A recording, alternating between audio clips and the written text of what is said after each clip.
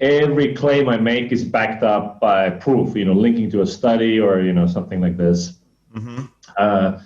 And also I had set an internal standard that every post I write needs to be the best post ever written about this specific topic. Well, the year was 2011, so the competition was much lower than what it is today. And not just in the CRO space, but how any business blog was being written. Back then, the typical blog post was 300 to 500 words, zero links. And people were claiming all sorts of truths without backing it up with evidence. And so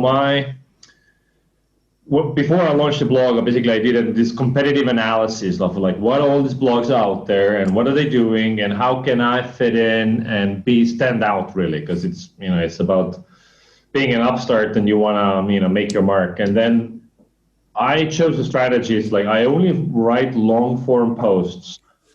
And back then I stumbled upon this study that if your blog post is at least 2,000 words, it gets more social media shares, more backlinks, and so on. So I set myself a standard, 2,000 word minimum. And then also like every claim I make is backed up by proof, linking to a study or, something like this. Mm-hmm. And also I had set an internal standard that every post I write needs to be the best post ever written about this specific topic. So my very first post out of the gate was about pricing experiments. And that when Hacker News #1 and so on, Tim Ferriss tweeted it. Yeah.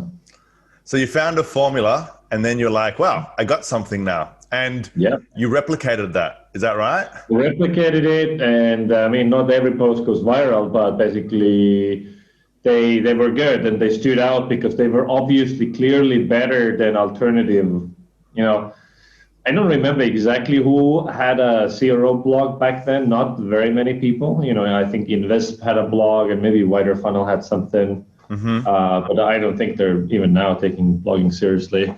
In terms of CRO, there wasn't much competition. Now, obviously, other blogs also wrote about conversion optimization, but within 3 years, basically any CRO term you would Google, we would have a blog post ranking for it, in the top 3 at least.